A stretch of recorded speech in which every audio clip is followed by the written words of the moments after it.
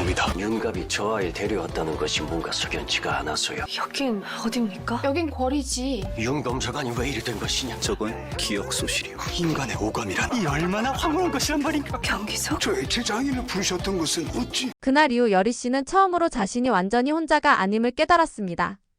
하지만 그 깨달음은 위로가 아니라 가슴을 서늘하게 적시는 공포로 다가왔어요. 그 사람은 윤갑이 아니에요. 여리 씨는 그렇게 중얼이며 스스로를 달래듯 속삭였지만 그 말을 끝내는 순간에도 손끝은 여전히 떨리고 있었습니다. 눈앞에 선 산에 윤갑의 얼굴을 하고 있지만 그 존재는 분명 낯설었어요. 그의 눈빛은 윤갑의 것이 아니었고 숨결은 어딘가 무겁고 서늘했으며 손끝에 닿는 기운마저도 생의 온기 대신 어딘가 기이한 차가움이 느껴졌습니다. 강철. 그가 입을 열었을 때 그 안에 담긴 목소리는 낮고 울림이 있었지만 그 말투 하나하나에는 오래된 외로움과 씻을 수 없는 분노가 묻어 있었어요. 나는 강철이다. 내가 기억하는 윤갑은 더 이상 존재하지 않아. 그 말에 여리 씨는 눈을 질끈 감았습니다. 윤갑이 사라졌다는 말. 그녀의 세상에서 유일하게 따뜻했던 소년 시절의 기억이 송두리째 무너져 내리는 느낌이었어요. 강철은 조용히 여리에게 다가왔습니다. 그의 눈동자 안에 일렁이는 건 그토록 미워하던 인간의 감정이었죠. 너 때문이야. 1000년을 버텼어. 그 어둡고 긴 시간 동안 날 지탱해준 건 오직 하나. 널 다시 만나는 것. 여리 씨는 몸을 움찔하며 뒤로 물러났습니다. 그건 당신만의 감정이에요. 그래. 알지. 두 사람 사이의 공기는 서늘하게 식어갔고 이윽고 침묵만이 그들을 감쌌습니다. 그 순간 멀리서 기이한 종소리가 울렸습니다. 바람을 타고 들려온 그 소리는 예전 넙덕이 구슬하던 음률과 비슷했어요. 팔척기가 깨어나고 있어. 강철이 조용히 중얼였고 여리는 본능적으로 몸을 떨었습니다. 그건 단순한 귀신이 아니었어요. 그건 나라 전체를 삼킬 수 있는 절대 악이자 강철조차 두려워하는 존재였습니다. 그날 밤 여리는 거울 앞에서 묻습니다. 윤갑 당신이 정말 그 안에 있다면 내 목소리를 들을 수 있다면 한 번만 대답해 주세요. 제발. 그리고 아주 미세하게. 강철의 눈에서 또 한 줄기 눈물이 흘러내렸습니다. 그건 분명 강철의 감정이 아니었습니다. 이회는 그렇게 시작됩니다. 여긴 어디니까? 짙은 안개 속 한 줄기 햇살이 윤갑의 얼굴을 어루만졌습니다. 하지만 그 눈동자 속의 깃든 존재는 더 이상 윤갑이 아니었죠. 강철은 처음으로 인간의 몸이라는 그 좁고 따뜻한 틀 안에서 호흡하며 세상의 모든 감각을 낯설게 맞이하고 있었습니다. 이건 공기인가? 아니 냄새 풀냄새와 나무 비오는 땅의 냄새. 그는 손가락을 조심스레 움직였습니다. 그 짧은 움직임만으로도 강철은 마치 폭풍이 가슴속을 몰아치는 듯한 감각에 휘청였어요. 심장이 뛰고 있어. 뜨겁고 어지러워. 강철의 입술은 천천히 떨리며 열렸고 익숙하지 않은 목소리가 뱉어졌습니다. 인간의 오감이란 황홀한 것이구나. 이 맑고 흐르는 기운 내 1000년의 수행엔 없던 감각이야. 몸이 숨을 쉬는 것만으로도 이렇게 많은 감정을 안고 있다니 이게 인간이란 존재였구나. 그 말은 스스로에게 하는 자각이자 새로운 탄생에 가까웠어요. 하지만 그의 이 감동과 신비로움 뒤엔 잔혹한 현실이 있었죠. 그 몸은 그의 것이 아니었으니까요. 윤갑이라는 한 사내의 고통과 기쁨 삶의 궤적이 고스란히 남아있는 육신. 그리고 바로 그 육신을 보는 여리의 눈빛은 말할 수 없는 혼란으로 일렁이고 있었습니다. 당신은 윤갑이 아니에요. 여리 씨는 떨리는 숨을 내쉬며 강철을 바라봤어요. 그녀의 음성은 단호했지만 눈동자엔 이미 무너진 마음이 그대로 드러나 있었죠. 하지만 얼굴은 목소리는 그 사람인데 왜 나는 당신에게서 그 따뜻함을 느낄 수 없는 거죠? 강철은 조용히 여리를 바라보았습니다. 그 눈빛엔 놀람도 미안함도 그리고 인간이 이해할 수 없는 슬픔이 담겨 있었죠. 나리가 미치게 그립고 또 그리운데 지금 당신은 나리가 아니에요. 그녀의 말은 칼날 같았고 그 말이 떨어진 순간 강철의 몸이 부르르 떨렸습니다. 그는 가슴팍을 쥐어짜듯 움켜쥐며 말했어요. 그 이름 윤갑. 그건 내 것이 아니지. 하지만 그 기억은 이제 내 안에도 남아있어. 내가 그를 부를 때마다 내 심장이 고통을 느낀다. 여리는 참지 못하고 울컥했습니다. 그 사람은 제게 첫사랑이었어요. 단 한 번도 그 이름을 쉽게 불러본 적 없었는데 당신이 그 몸을 빼앗고 그 이름마저 상처로 바꾸어 버렸어요. 나는 그를 지운 적 없어. 널 지키기 위해 그 몸을 택한 것뿐이야. 강철의 목소리는 거칠었고 동시에 절박했어요. 넌 몰라. 난 널 1000년을 기다려왔어. 너만이 내게 용이 될 마지막 기회였고 그러면서도 널 아프게 하고 싶지 않았어. 그럼 돌려주세요. 그 몸도 그 이름도. 그게 아니라면 당신도 제게서 떠나세요. 여리의 말에 강철은 고개를 숙였습니다. 그 한마디가 가슴 깊은 곳을 찢어놓은 듯 침묵이 한동안 흘렀죠. 그리고 그 침묵을 깨트린 건 여리의 속삭임이었어요. 하지만 당신 안에 윤갑이 살아있다면, 그가 아직 내 이름을 기억하고 있다면 난 어떻게 해야 하죠? 그 물음에 강철은 눈을 감았습니다. 그 눈가엔 또 한 줄기 눈물이 맺혀 있었습니다. 그건 분명 이무기의 감정이 아니었어요. 그건 윤갑이 남긴 마음이었죠. 한편 거래서는 윤갑의 이상 행동이 점점 더 뚜렷하게 드러나고 있었습니다. 예전 같으면 절도 있고 침착하던 그가 요 며칠 사이 말투가 달라졌고 시선은 자주 허공을 떠다녔습니다. 어떤 날은 새벽을 깨우는 종도 울리지 않은 시각부터 복도를 걷고 또 어떤 날은 서책을 펴고도 끝내 한 자도 읽지 못한 채 덮어버리기를 반복했습니다. 나리가 아니야. 나리가 미치게 그립고 그리운데. 그놈 홀령을 찾아 이 몸에 다시 돌려넣겠다. 말도 안 되는 소리. 이미 명줄이 끊긴 놈이다. 이쪽이다 열이야. 나리의 홀령이 궐안에 있어. 나리! 날 구해다오. 속았다. 이 몸을 왜 이리들 터진 게야? 머리까지 맑게 해주는 아주 신통한 녀석이지. 왕은 그런 보고를 받자 조용히 자신이 가장 신뢰하는 내관 김응순을 불렀습니다. 침묵이 흘렀고 그 침묵 안에서 왕은 낮게 입을 열었죠. 윤검이 이상하다는 보고를 들었느냐?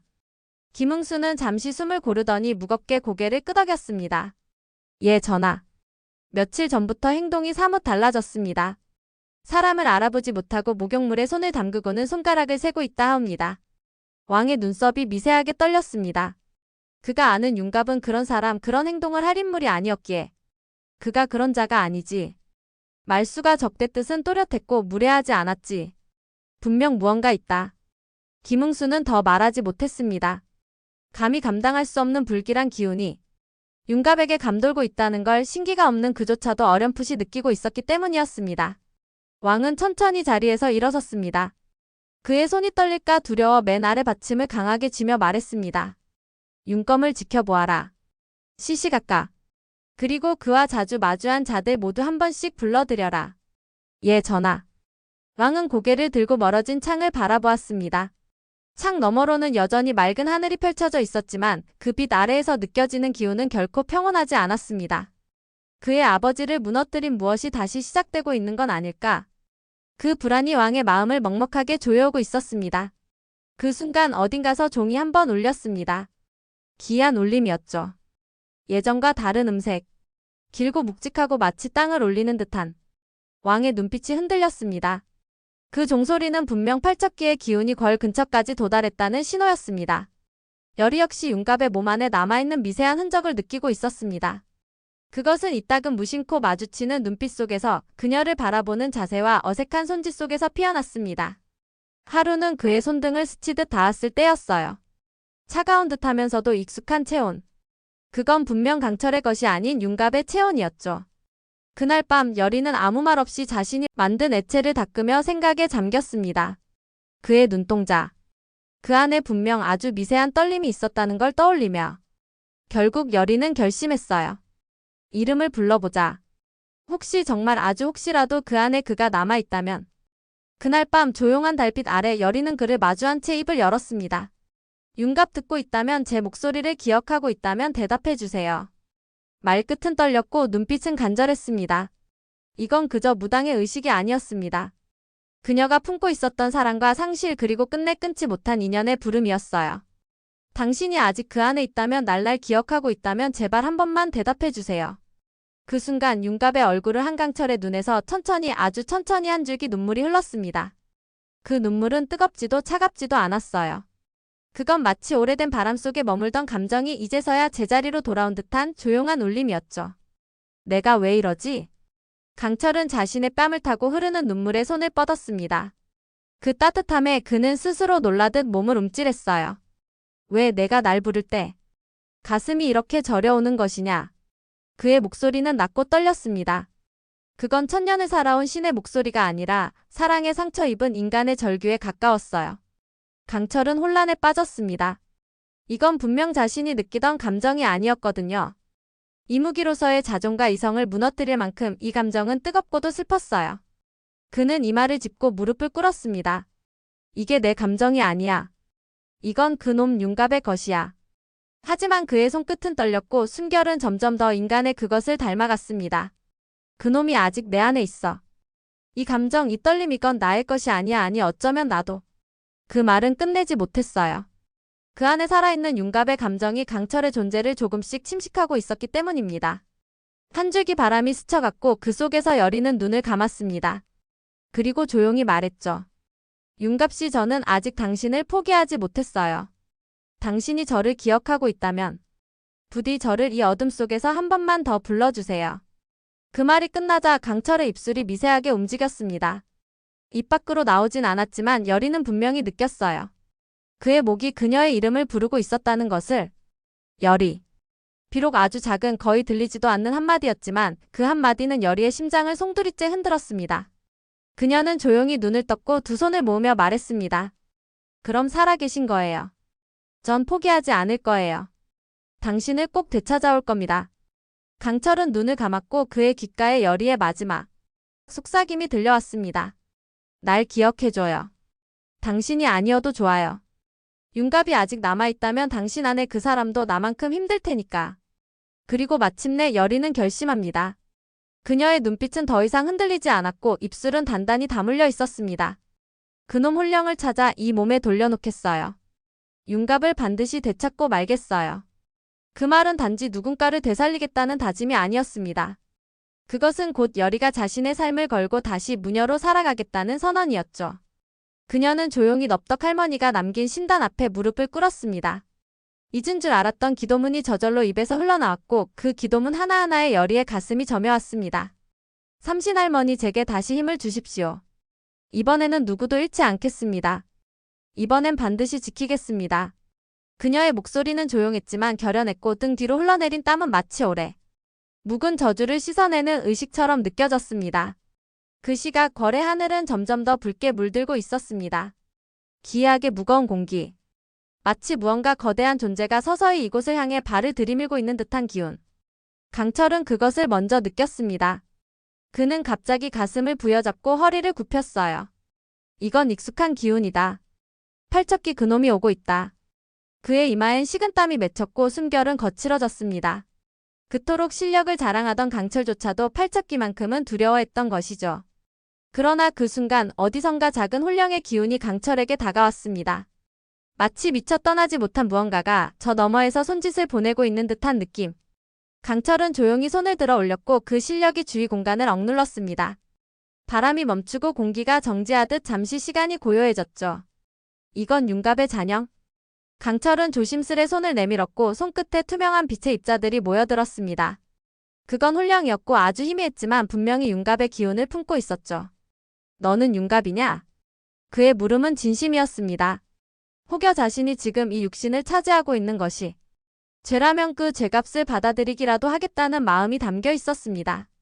그때 그 홀령은 아주 작게, 거의 들리지 않을 만큼 속삭였습니다. 여리를 지켜줘. 그 짧은 말 한마디에 강철의 가슴이 철렁 내려앉았습니다.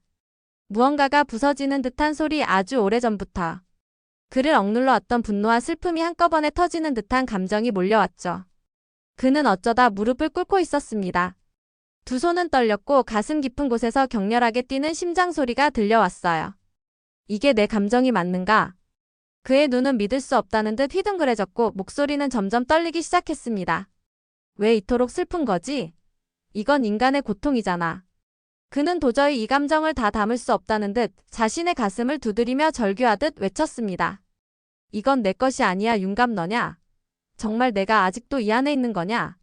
그 말은 처음으로 강철이 윤갑이라는 존재를 완전히 지우지 못했다는 것을 인정한 순간이었습니다. 그날 밤 여리는 혼자 산신각에 앉아 강철이 아닌 누군가를 기다렸습니다. 하늘엔 별이 없었고 산은 이상하게 고요했습니다. 그리고 바람도 없이 문이 스르륵 열렸습니다.